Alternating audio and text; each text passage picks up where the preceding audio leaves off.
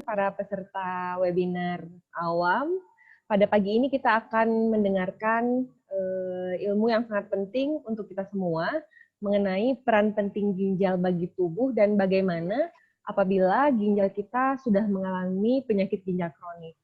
Nah, pada pagi yang cerah ini kita akan mendapatkan ilmu dari guru kita, Dr. Ria Bandiara, spesialis penyakit dalam konsultan ginjal hipertensi.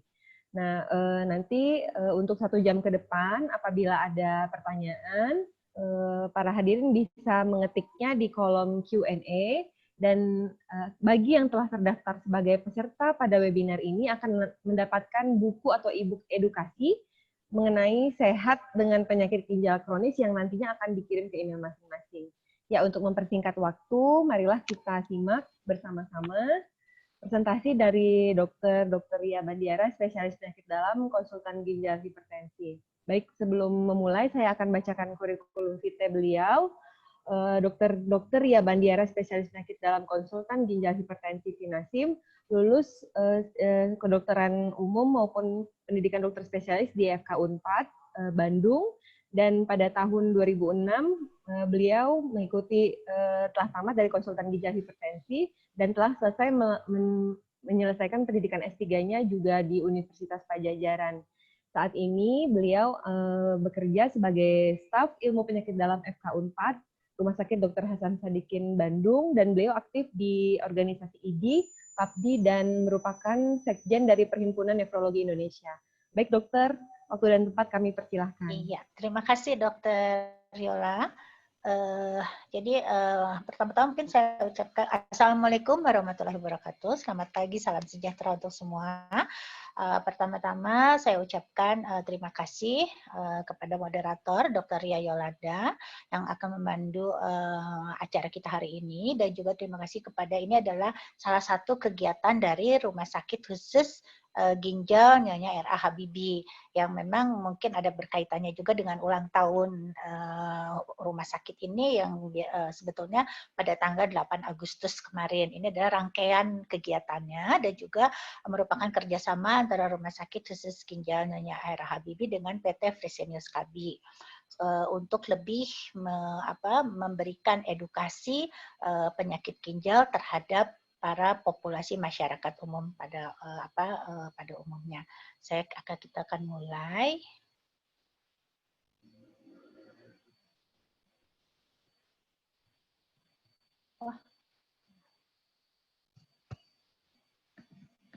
Tunggu ya, saya stop share dulu. Ini salah ininya.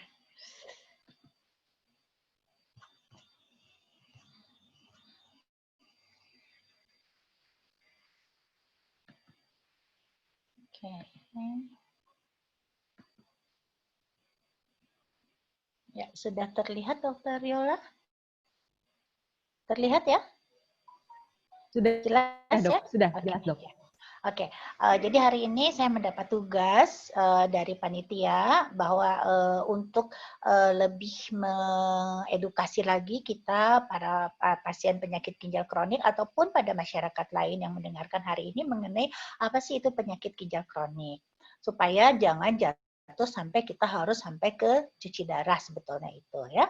Nah, yang akan dibicarakan hari ini adalah mengenai apa sebetulnya ginjal, apa penyakit ginjal kronik, mulai dari tahapannya sampai tindakan pencegahan kita supaya jangan sampai menjadi tahap ginjal penyakit ginjal tahap akhir. Nah, dari awal kita lihat dulu di sini. Apa sih sebetulnya ginjal itu? Karena kita tahu orang awam biasanya menyatakan bahwa sakit ginjal itu adalah sakit pinggang, atau orang sakit pinggang dikatakan jadi sakit ginjal. Tapi tidak salah juga persepsi Bapak dan Ibu semua, karena ginjal itu memang salah satu dari organ tubuh. Organ tubuh itu ada jantung, ada hati, ada limpa, ada paru-paru. Nah, ini ginjal. Ginjal ini letaknya memang di rongga belakang tubuh kita, di daerah pinggang, dan dia kecil.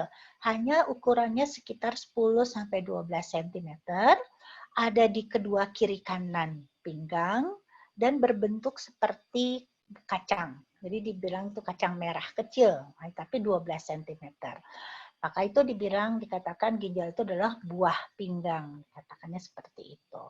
Nah, dari yang ukurannya 12 cm ini, sebetulnya apa sebetulnya fungsinya ginjal? Fungsi ginjal itu adalah untuk memfiltrasi. Kalau kita lihat gambar ini seperti saringan teh. Ini tuh adalah ginjal kalau kita belah menjadi ukuran yang terkecil, ini ada yang namanya suatu nefron, ini ada berjuta-juta, ada 2 juta nefron.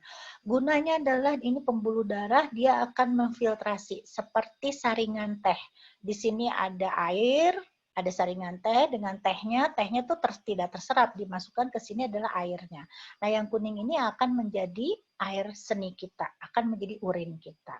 Sehari yang akan masuk ke ginjal itu adalah sekitar 189 liter darah. Padahal darah kita tuh hanya 60% dari berat badan tubuh kita.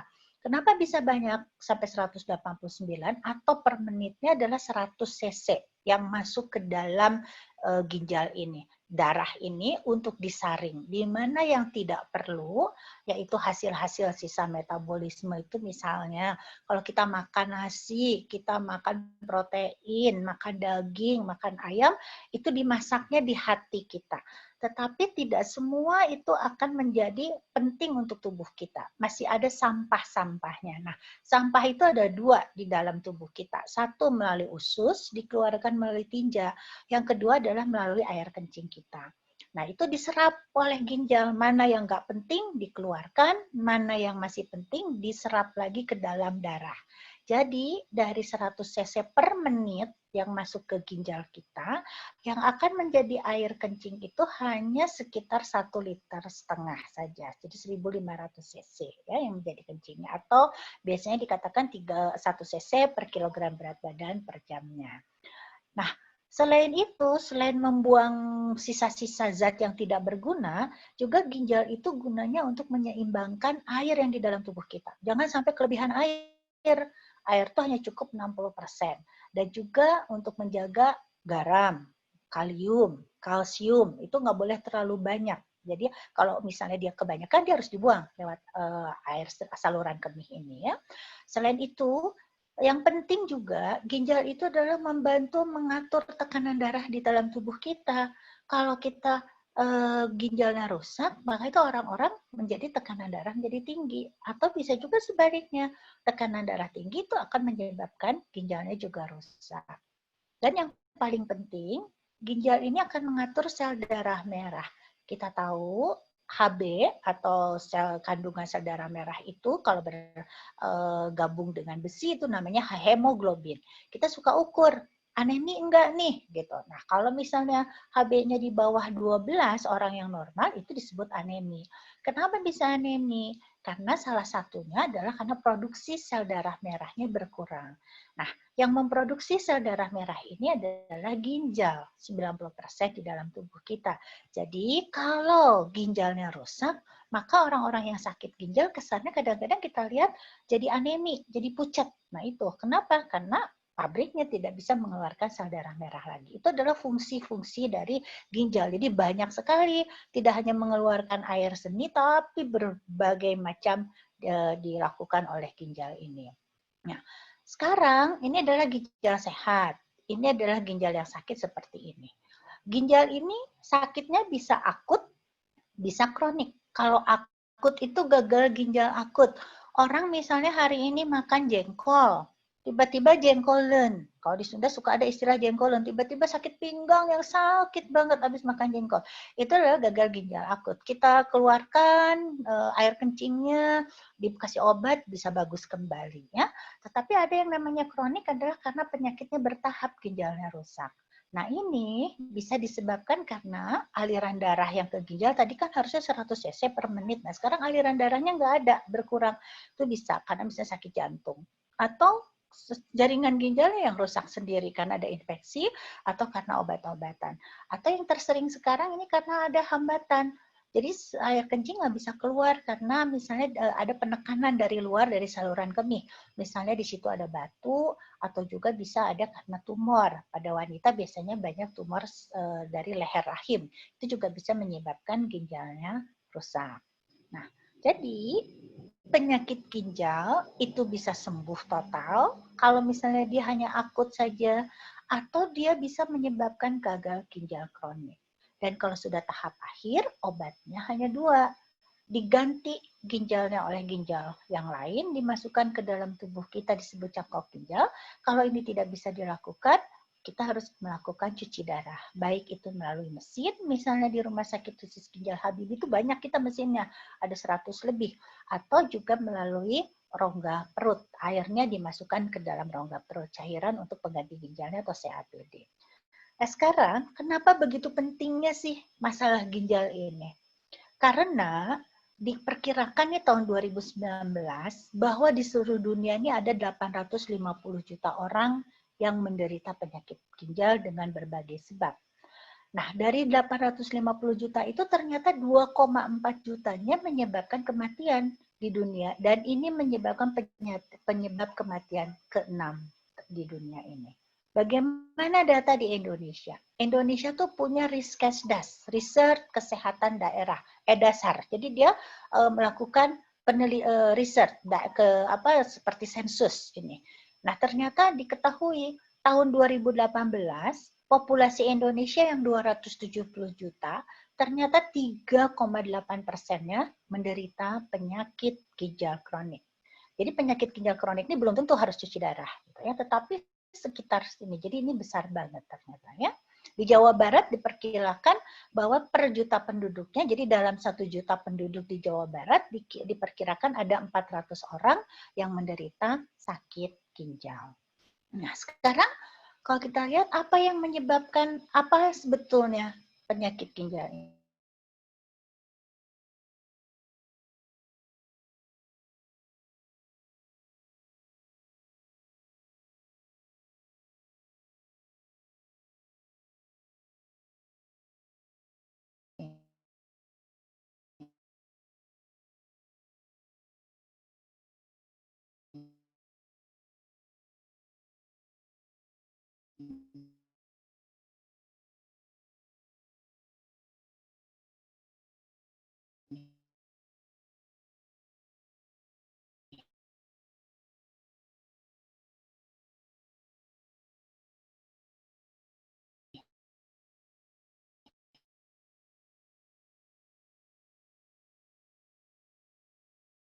Penyakit ginjal kronik ini cara bertahap.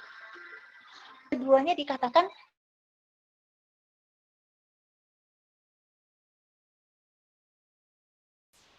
maaf ya terputus tadi ininya, ada yang telepon jadi terputus. Kita Siap, Dok. kita Kita kita ulang aja ya yang slide dari yang sebelumnya, Dok. Siap. ya. Maaf Ya. ya. Aduh, ini teh. Suka begini nih. Oh, ini nih slide-nya ini. Nah, sampai sini ya. Iya, Dok. Dari sini, Dok, dari Ya. awal. Iya.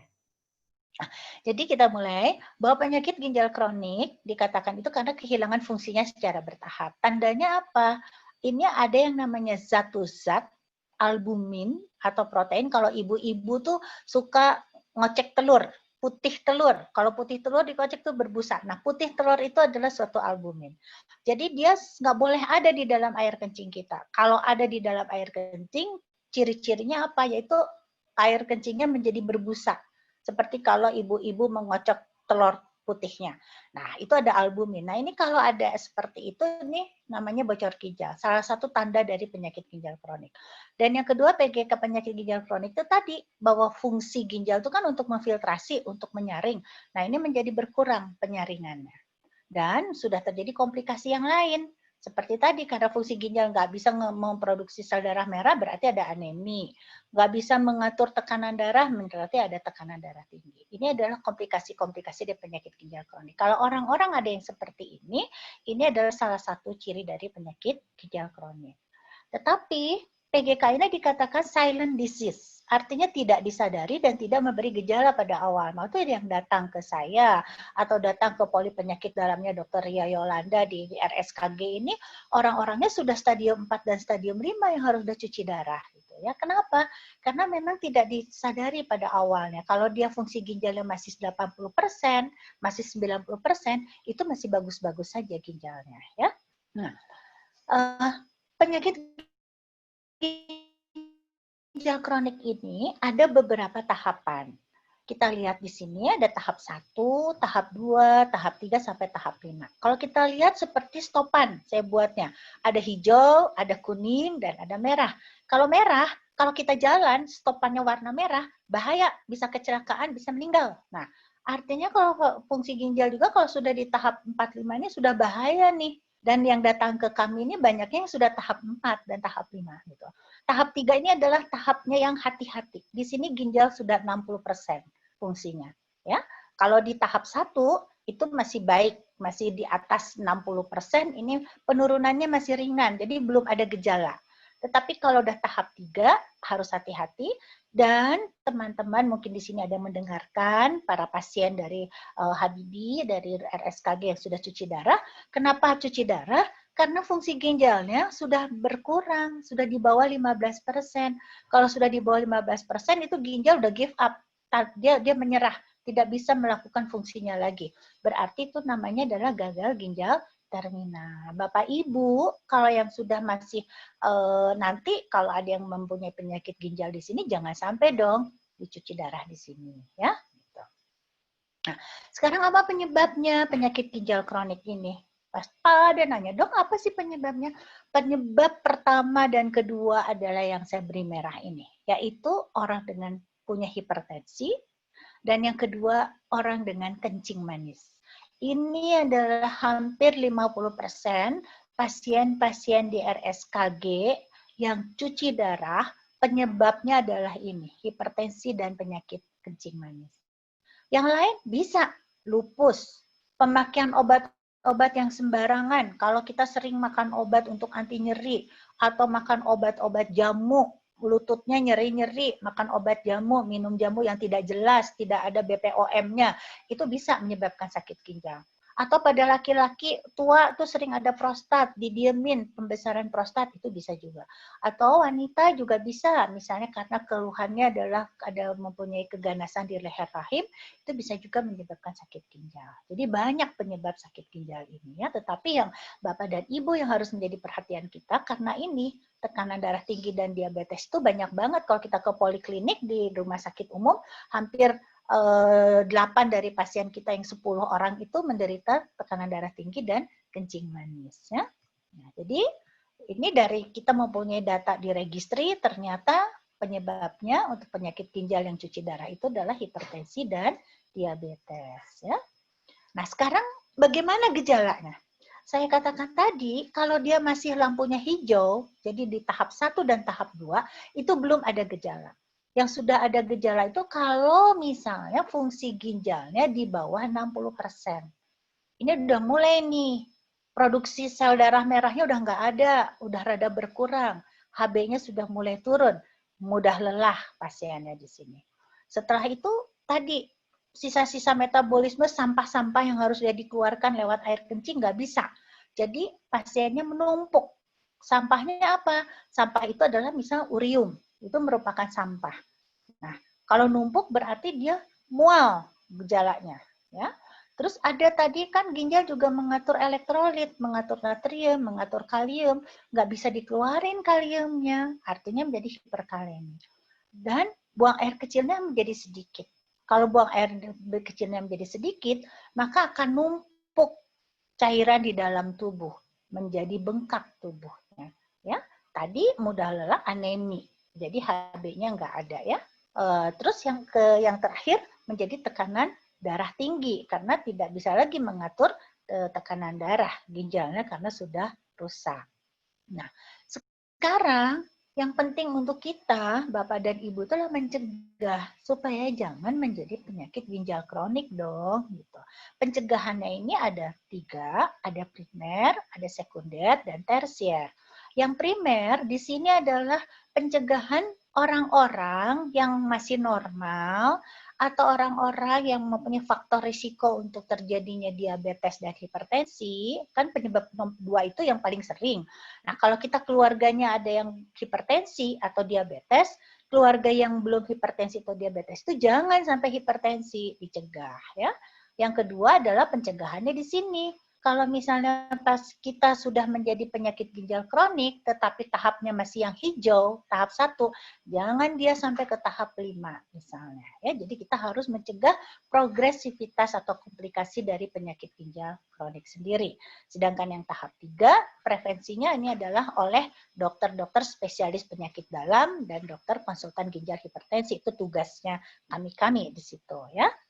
Nah, sekarang apa pencegahannya? Tadi saya katakan karena penyebab penyakit ginjal kronik adalah hipertensi dan diabetes, maka kita harus mengurangi jumlah orang yang menderita hipertensi dan diabetes. Caranya gimana? Orang itu nggak boleh tekanan darahnya tinggi. Kalau ayah ibu kita sudah mempunyai tekanan darah tinggi, anak-anaknya dicegah jangan sampai terjadi hipertensi. Atau kalau keluarga kita, ayah ibu kita sudah mempunyai diabetes, jangan dong anak cucunya terjadi diabetes. Karena ini walaupun diturunkan, tetapi kalau lingkungannya baik, itu tidak akan terjadi diabetes. Artinya apa? Misalnya jangan terlalu banyak makan junk food, jangan terlalu banyak minum-minum gula, dibiasakan dari mulai sejak dini. Itu supaya mengurangi orang-orang hipertensi dan diabetes ini ya. Nah, yang kedua yang penting adalah bila keluarga kita sudah menderita diabetes dan hipertensi, jangan sampai mereka menderita penyakit ginjal kronik. Artinya bagaimana? Taunya dari mana, Dok? Kalau saya punya ibu saya diabetes, atau orang tua saya punya hipertensi, gimana caranya, Dok? Kalau setahu saya ingin tahu bahwa dia belum punya penyakit ginjal kronik. Caranya adalah bahwa kita harus melakukan penapisan, melakukan screening pada orang-orang, apakah orang-orang itu sudah mempunyai penyakit ginjal kronik atau tidak. Pada orang mana yang kita lakukan screening? 1, pada hipertensi, diabetes, kegemukan, penyakit punya misalnya sudah mempunyai penyakit jantung, merokok, umur sudah di atas 50 tahun, atau pasien kita, pasien cuci darah. Nah, itu bagaimana keluarganya takut nih, karena misalnya penyakit yang sudah cuci darah ini penyebabnya misalnya karena diabetes atau hipertensi. Nah, ini harus di-screening oleh kita. Apakah nanti ada nggak risiko untuk terjadinya penyakit ginjal kronik? Atau pada pasien-pasien dengan autoimun. Autoimun itu misalnya lupus yang paling sering di kita ya. Nah, bagaimana melakukan screeningnya? Melakukan screeningnya cukup hanya 2 pemeriksaan. 1, kita melakukan pemeriksaan darah, yang diperiksa cukup kreatinin saja. Kalau punya uang berlebih, boleh dengan sistatin. Tetapi dari kreatinin ini nanti kita bisa menghitung, dokternya atau laboratoriumnya bisa menghitung berapa sih fungsi ginjal kita. Kadang-kadang orang jadi tahu, kadang kreatinin sekian langsung datang ke tempat praktek kami ya Dokter Ria Yolanda, dia bilang gini, Dok, LFG saya 60 atau 45, apa artinya? Nah, itu artinya bahwa fungsi ginjal kita tinggal 45%. Misalnya. Itu dilihat dari kreatinin. Yang kedua, yang diperiksa itu adalah urin rutin. Ini harganya kreatinin itu nggak sampai 50.000. Protein uri juga urin rutin itu 50 ribuan. Itu bisa memakai dipstick atau memakai protein uri nanti keluar. Urin rutin yang dilihat adalah protein. Itu harus negatif. Kalau dia positif, pada orang hipertensi, pada orang diabetes mellitus, kalau kita periksa urinnya dan di urin itu terjadi proteinnya positif, itu adalah tanda bahwa pasien itu sudah ada penyakit ginjal kronik, walaupun masih tahap awal, walaupun kreatininnya misalnya masih bagus, masih di bawah 1. Tetapi kalau kita lihat air kencingnya karena dia berbusa kadang-kadang, jadi kita periksa ternyata sudah protein positif, artinya itu sudah ada penyakit ginjal kronik, mungkin masih tahap-tahap awal. Itu yang kita cegah supaya dia tidak berkembang menjadi cuci darah, ya. Nah, jadi ini pada orang diabetes, hipertensi, deteksi dininya dengan pemeriksaan kreatinin dan air seni, ya. Sekarang kalau tugasnya kami, saya dan Dokter Yolanda, apa nih tugasnya? Di sini kita prevensinya mencegahnya untuk jangan harus memperlambat kerusakan ginjal tersebut. Jangan sampai dia jatuh ke penyakit ginjal tahap akhir yang harus dilakukan cuci darah. Apa yang harus kami lakukan? kontrol tekanan darah pasien-pasien kami. Koreksi aneminya. Misalnya kalau dia sudah anemi, kita harus koreksi. Kalau tekanan darahnya tinggi, harus menjadi normal. Dan yang terbaik juga satu, harus mengatur asupan nutrisinya pada pasien penyakit ginjal kronik. Jadi pasien gagal ginjal yang belum cuci darah, salah satu supaya tidak sampai ke arah tahap cuci darah, harus diatur asupan nutrisinya. Ya. Nah, sekarang mengapa begitu pentingnya diet ini pada pasien PGK? Karena diet itu adalah suatu pengaturan pola makan dan minum makan. Dan kita lihat, diet bagi penderita penyakit ginjal tujuannya untuk menyeimbangkan kadar elektrolit, mineral, cairan di dalam tubuh. Dan juga agar mengurangi beban kerja ginjal yang telah mengalami kerusakan dan penurunan fungsinya. Nah, di sini penderita gagal ginjal ini membutuhkan pengaturan makan yang khusus. Karena organ ginjalnya sudah tidak bisa lagi mengeluarkan zat-zat racun, sisa-sisa metabolisme. Apa zat racun itu? Nah ini salah satunya urium. Itu kalau orang yang sakit ginjal, kalau diperiksa, selain kreatininnya yang tinggi, uriumnya juga akan tinggi. Kenapa? Karena urium ini zat yang tidak berguna bagi tubuh kita. Kalau tidak berguna di dalam tubuh kita, berarti dia harus dikeluarkan lewat air kencing. Nah, jadi periksanya lewat darah. Kalau uriumnya tinggi, berarti salah satu diet adalah supaya mengatur urium di dalam tubuh kita tidak terlalu tinggi. Jadi, ada beberapa nutrisi yang dibatasi pada pasien ginjal. Yang pertama, karena urium itu adalah hasil sisa sampah dari protein yang kita makan, maka pada orang-orang penyakit ginjal kronik yang belum cuci darah, konsumsi proteinnya itu sebaiknya dikurangi dari kebutuhan normal. Karena protein ini sisanya, sampahnya salah satu namanya urium itu. Ya. Yang lain, karena pada orang sakit ginjal ini tekanan darahnya selalu tinggi, maka kita harus membatasi konsumsi garam. Dan juga kalau dia sudah bengkak-bengkak, air seninya tidak terlalu banyak lagi, sudah di bawah 1,5 liter, maka konsumsi airnya juga harus dikurangi oleh kita. Ya, kita lihat dari protein sekarang. Protein itu adalah sangat penting untuk tubuh kita. Bisa untuk membangun otot. Kalau kita sakit, kita direparasi sel-sel tubuh kita oleh protein ini, mempertahankan jaringan yang baik, melawan infeksi, menyembuhkan luka di tubuh kita.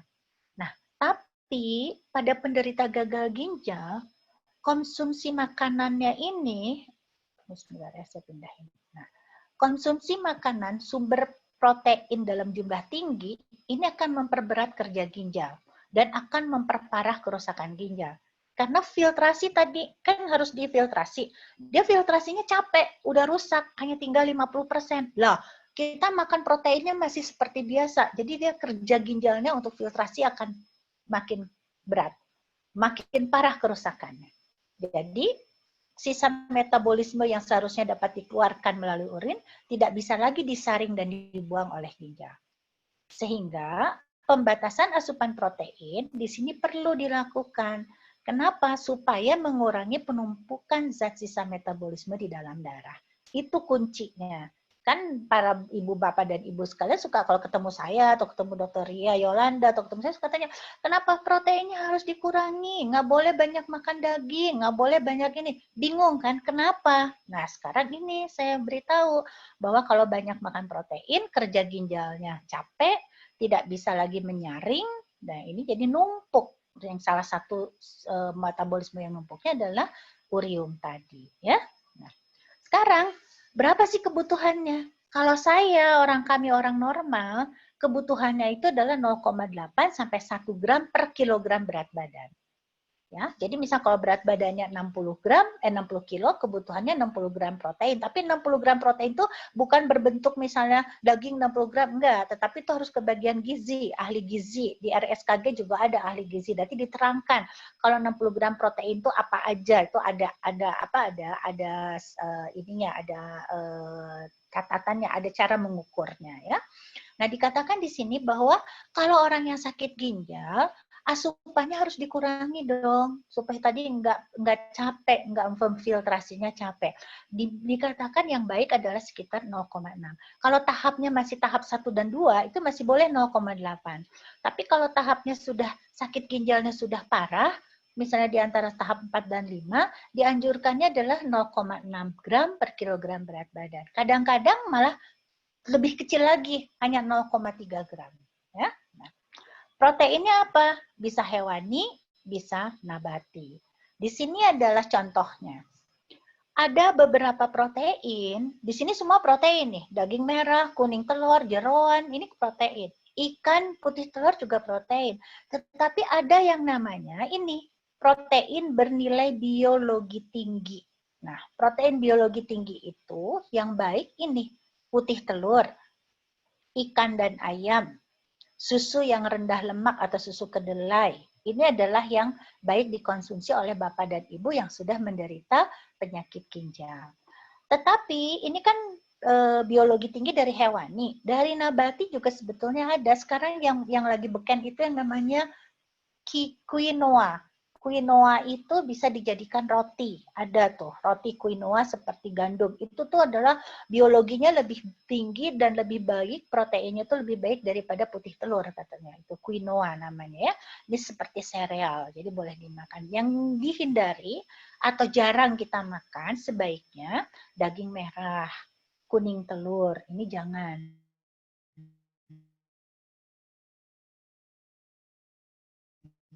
Karena ini juga banyak lipidnya, banyak lemaknya, warnanya hijau ya, yang bagus ya. Oke. Nah, sekarang kadang-kadang mungkin Bapak dan Ibu ada yang suka nanya nih sama saya, sama Dokter Ria, sama Dokter Ria Yolanda, suka minta apa yang namanya asam ketok.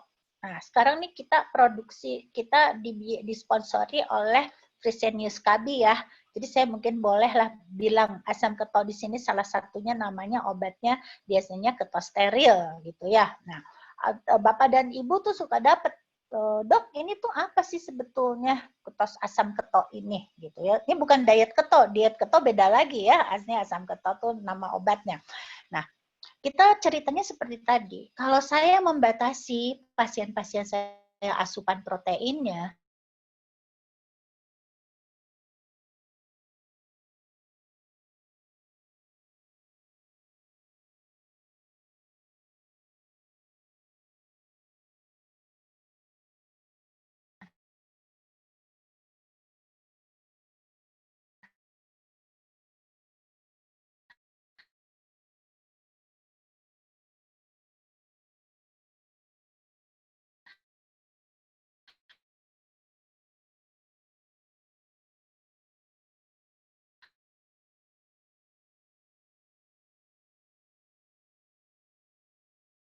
malah justru ada yang sampai 1,4 gram. Itu kecil banget, sedih lu mereparasi sel untuk dia.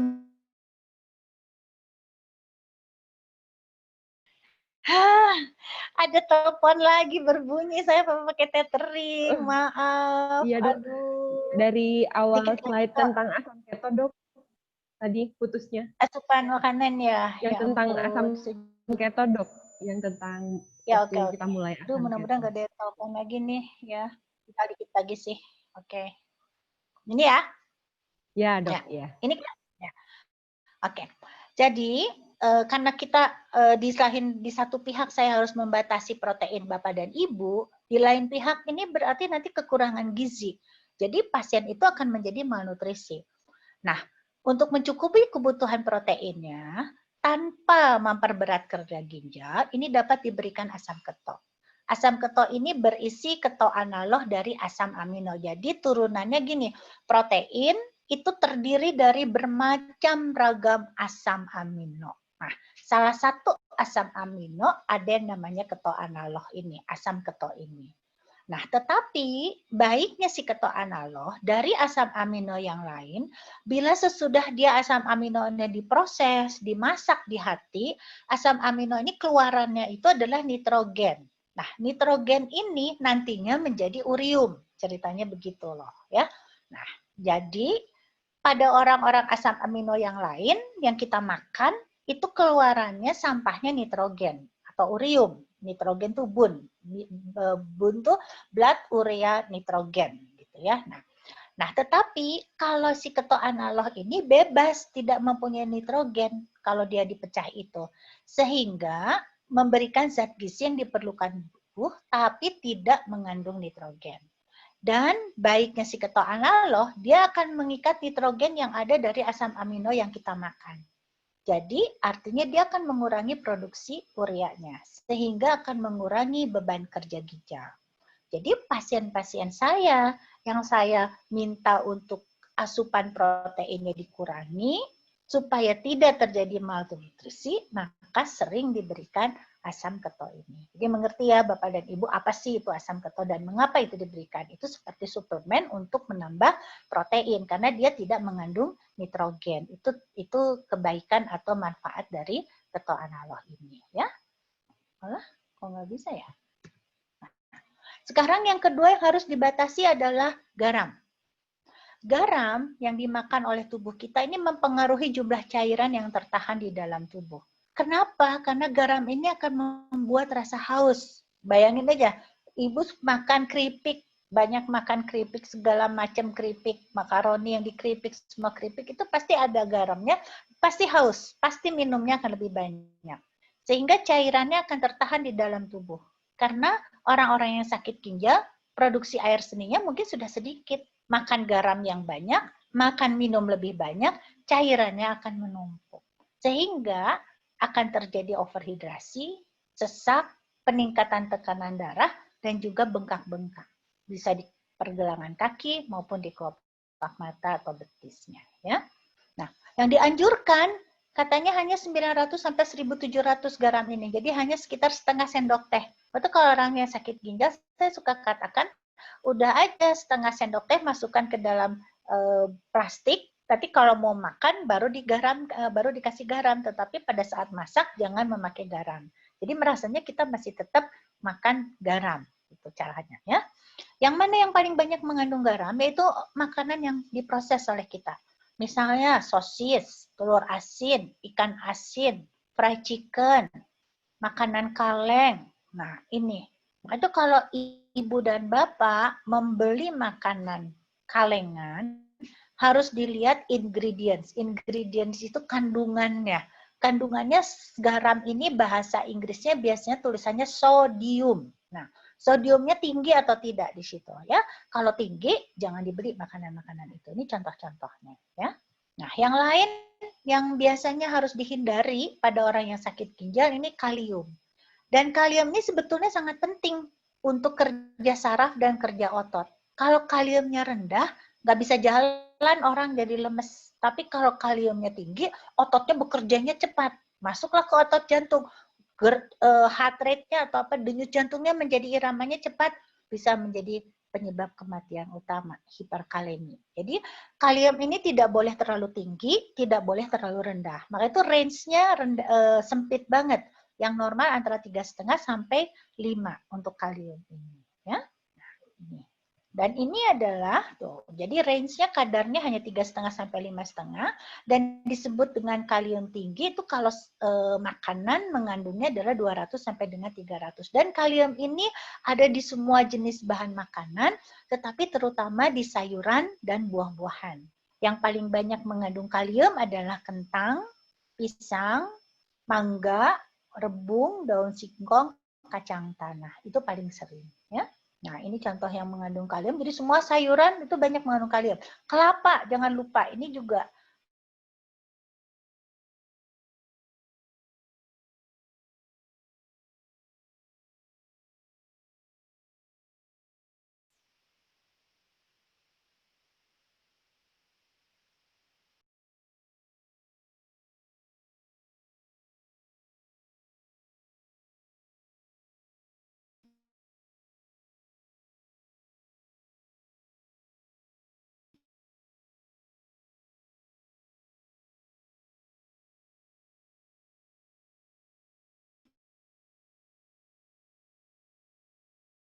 mau kelapanya, mau air kelapanya ini mengandung.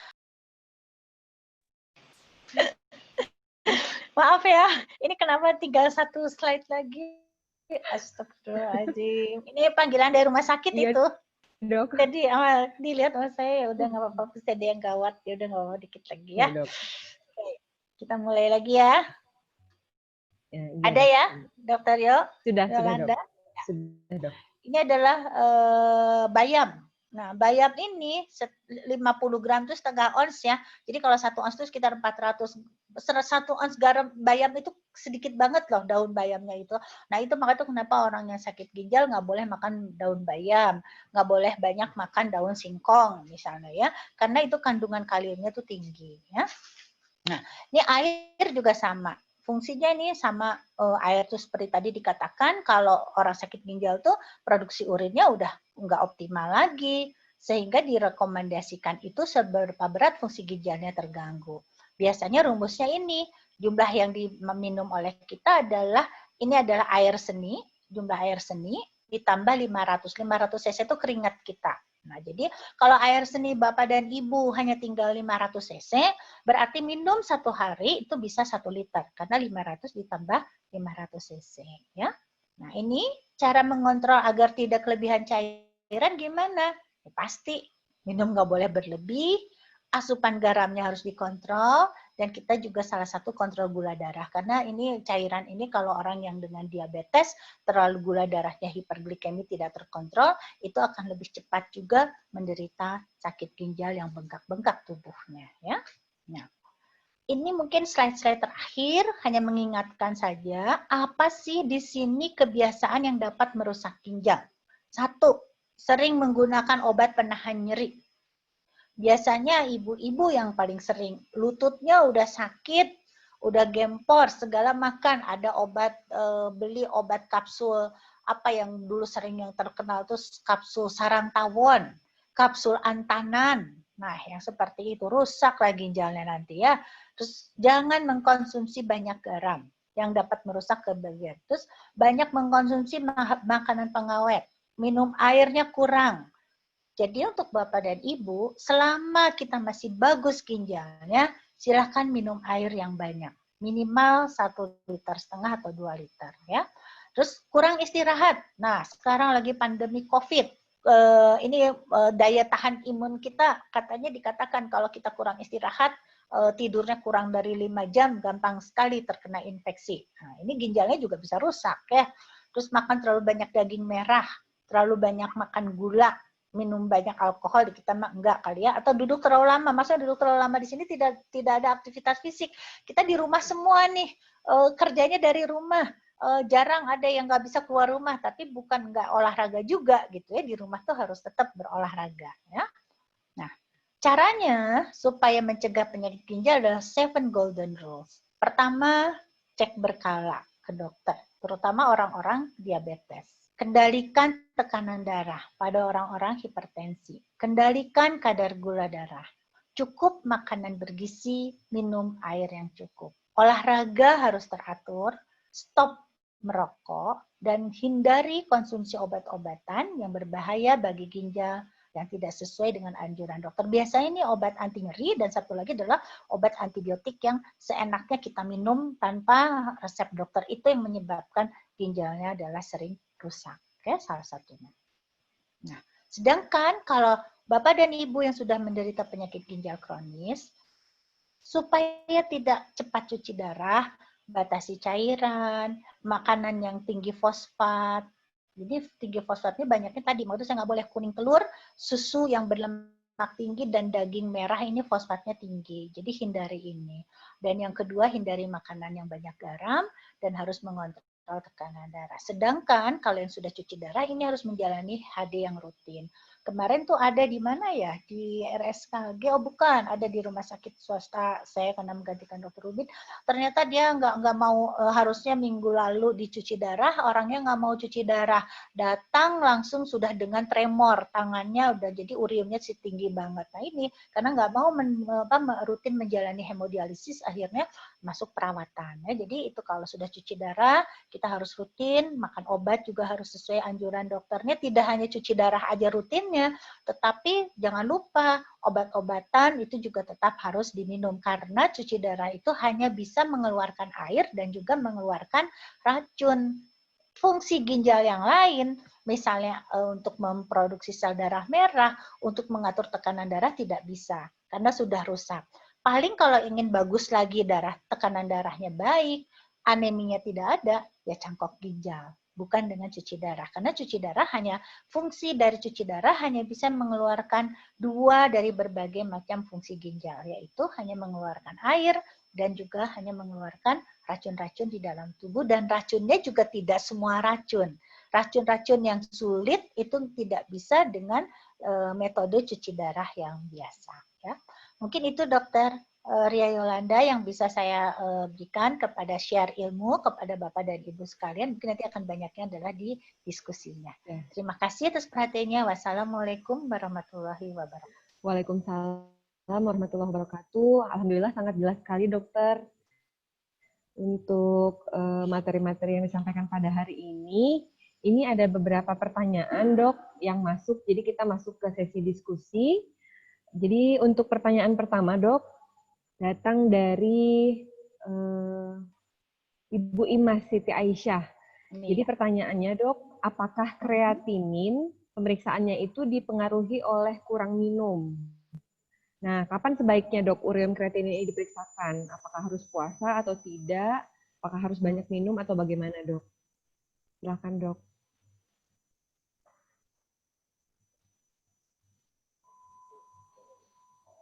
Ya, terdengar sekarang? Terdengar Dok. Wah, ini jaringannya nggak bagus. Kedengar ya? Iya. Oke. Itu yang tadi Dok. Jadi siapa Ibu Imas? Ibu Imas ya? Ibu Imas Siti Aisyah Dok. Ya, Ibu Imas Siti Aisyah. Jadi begini. Untuk kreatinin sebetulnya pemeriksaannya tidak diperlukan untuk puasa. Tidak dipengaruhi oleh kadar orang berpuasa atau tidak. Yang dipengaruhi itu biasanya hanya gula dan juga asam urat. Kalau kita mau memeriksa asam urat itu harus puasa. Lipid juga, kolesterol gitu harus puasa. Tetapi untuk ureum kreatinin tidak dipengaruhi. Yang dipengaruhi oleh kreatinin, kadar kreatinin adalah kalau dia habis berolahraga. Karena kreatinin itu berkaitan dengan pemecahan dari massa otot kita. Otot itu adalah proteinnya kan di situ ya. Nah, jadi ada kalau otot-ototnya kita habis olahraga, habis demam, itu mempengaruhi dari kreatinin ini. Gitu. Jadi tidak usah puasa pemeriksaan kreatinin. Dan sebetulnya tidak usah memeriksa kalau untuk screening pada orang-orang diabetes dan hipertensi, tidak perlu pemeriksaan ureum, cukup dengan hanya kreatinin saja. Tetapi kalau Bapak dan Ibu sudah menderita sakit ginjal, dianjurkan untuk pemeriksaan ureum ini 3 bulan sekali sudah cukup. Tapi kalau dia tahapnya nanti sudah tahap 4 atau tahap 5, jadi sudah fungsi ginjalnya hanya tinggal 30%, mungkin itu harus tiap bulan diperiksanya ureum dan kreatinin. Baik Dok. Ya Dok, untuk pertanyaan berikutnya ya, Dok. Cukup Dok, sudah Dok. Ya. Untuk pertanyaan berikutnya dari Bapak Asep, Dok, bagaimana caranya melakukan diet ginjal pada saat yang sama saya juga harus diet diabetes? Nah, ya. Jadi gini, yang pertama untuk diet ginjal dan diabetes, yang paling penting adalah asupan kalorinya Bapak harus baik dulu. Sama, baik itu pasien diabetes ataupun pasien ginjal, kalori yang dibutuhkan oleh tubuh kita adalah antara 25 sampai 30 kalori per kilogram berat badan per hari. Laki-laki 30 kalori, kalau wanita boleh 25 kalori. Misalnya berat badan Pak Asep 60 kilo, berarti yang dibutuhkan tuh 60, kalau ideal ya, ini berat badan ideal. Berat badan idealnya 60. Kalau misalnya berat badan 80, pada idealnya 60, harus dari 60-nya. Itu nanti ahli gizi tahu. 60 harus dikali 30, 1.800 kalori. Itu dulu yang harus masuk, kalorinya. Kalau enggak nanti diambil dari protein-protein. Nah, hanya kalau orang diet diabetes itu adalah kalorinya yang harus dihitungnya adalah kalori yang seratnya ada yang namanya MUFA dan PUFA gitu. Jadi ada yang kalorinya dihitung jangan dari nasi. Nasi itu karena gampang sekali diserapnya oleh darah. tetapi misalnya dari gandum. Nah, dari yang seperti itulah, atau beras juga bisa, bukan nasi putih tapi beras merah, biasanya seperti itu. Jadi ada beberapa yang memang baik untuk diabetes. Kalorinya itu, energinya, energi sama. Nah, nanti baru pada orang ginjal, proteinnya kita kurangi. Misalnya, kalau untuk si diabetes nggak ada masalah, proteinnya kita kurangi. Gitu ya. Jadi proteinnya yang tadi 0,6 gram per kilogram berat badan. Tapi kalau kalori sama. Gitu. Berarti terletak pada pembatasan nantinya protein, Iya. kalium, dan lain-lain ya, Dok? Iya, Baik. betul. Selanjutnya, Dok, cukup banyak, Dok, pertanyaan yang masuk. Jadi, untuk pertanyaan berikutnya dari Ibu Anastasia, berapakah benchmark sodium yang rendah atau normal, Dok? Sodium, natrium, Dok. Tadi, kalau yang normal itu adalah biasanya 6 gram. Jadi 1 sendok teh, ya. Ya, garam kan? Iya, Dok, garam. Sodium, natrium. Ya. Jadi kalau garam atau natrium itu kita bilangnya garam dapurnya itu, saya bilang kan itu yang normal itu adalah 1 sendok teh. 1 sendok teh itu adalah 6 gram sebetulnya. Tetapi kalau orang yang cuci darah kita harus turunkan. Biasanya itu tadi antara 1/4 sampai setengah sendok teh garam. Ya, gitu ya. Dan dianjurkan untuk yang sakit ginjal yang sudah tahapnya sudah di bawah 60%, tidak dianjurkan untuk memakai garam dari kalium. Karena garam itu bisa sodium, bisa natrium, atau kalium. Yang banyak beredar di masakan yang dijual itu garam dapurnya itu natrium. Nah, tapi ada beberapa yang menjual garamnya itu kalium. Itu biasanya di supermarket ada. Untuk yang tidak sakit ginjal boleh-boleh saja.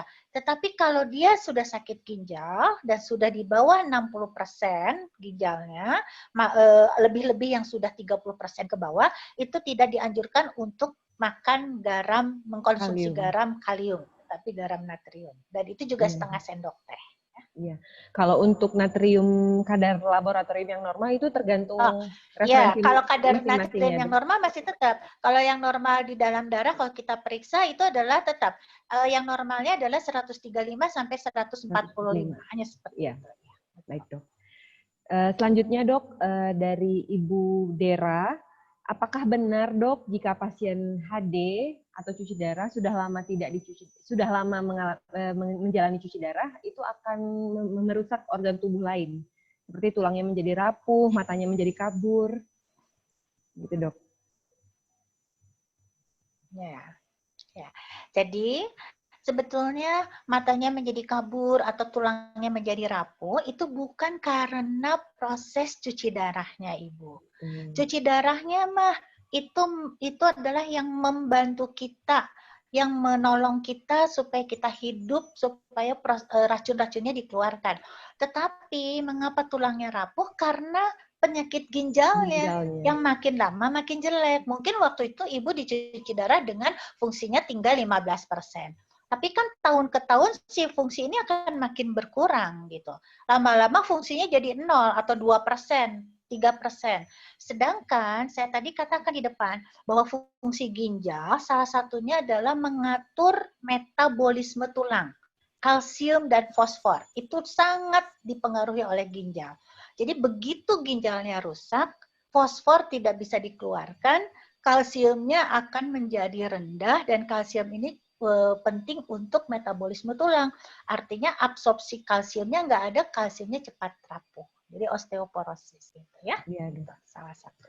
Atau jantungnya menjadi bengkak misalnya. Karena kan kalau cuci darah dan bapak dan ibunya bandel, itu bisa berat badannya 5 kilo, 6 kilo. Nah itu kalau perawat mah, sama dokter Yolanda mah ya nggak apa-apa. Mau cuci darah ditarik 7 kilo juga nggak ada masalah mesin mah. Tapi yang jadi masalah siapa? Tubuh bapak dan ibu sendiri.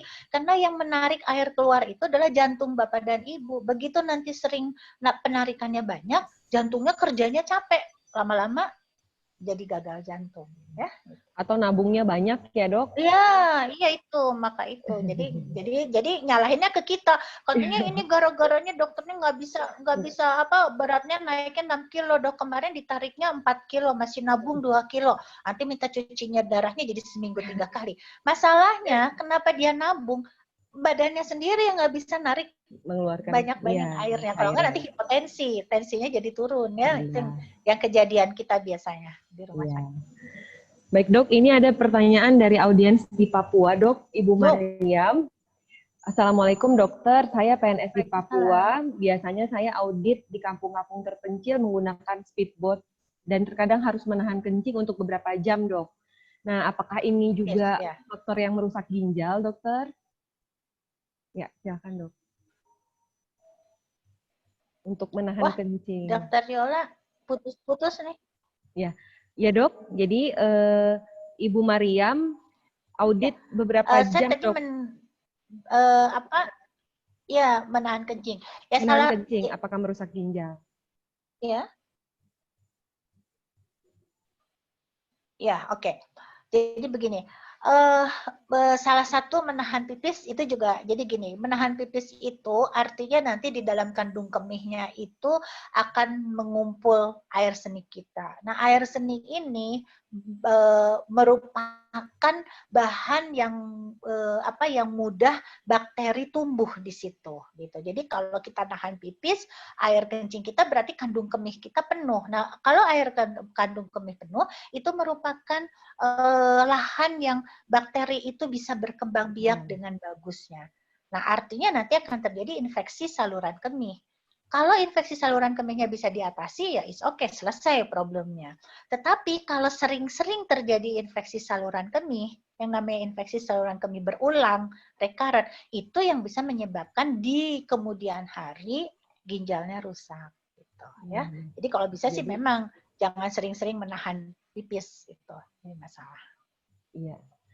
Lalu dok, pertanyaan berikutnya dok, dokter, apakah bedanya kalsium laktat dengan kalsium karbonat dok, CaCO3?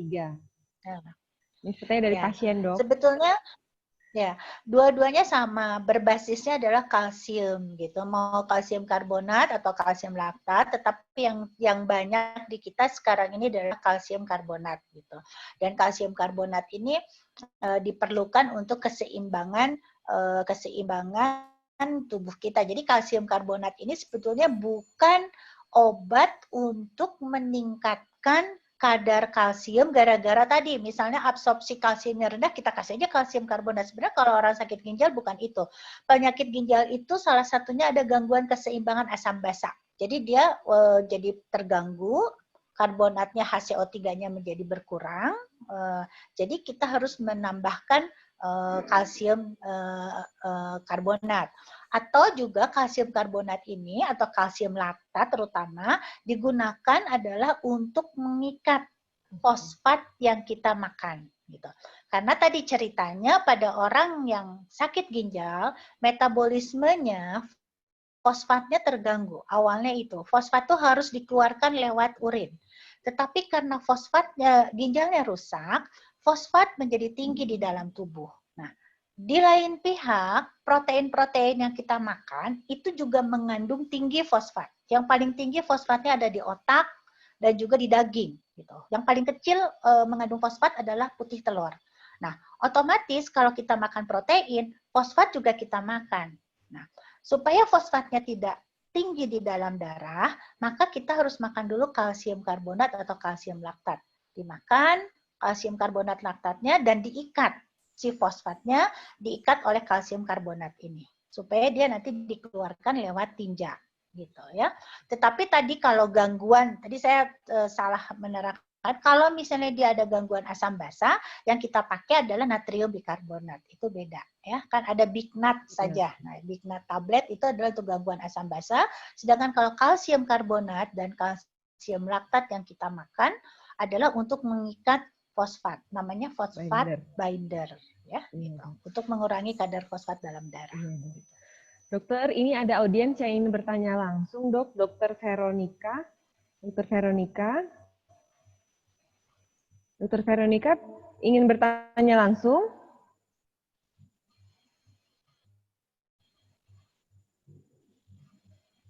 Ada yang mau bertanya? Ini kayaknya Dokter Veronica, jaringannya ya, atau ininya saya. Iya, Dokter Iya Veronica dok, di sini. silakan dokter.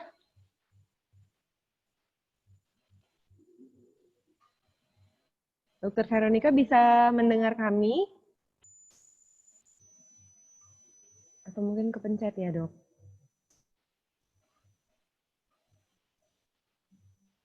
Baik, Dok. Mungkin kita teruskan, Dok. Ini ada pertanyaan offline, Dok.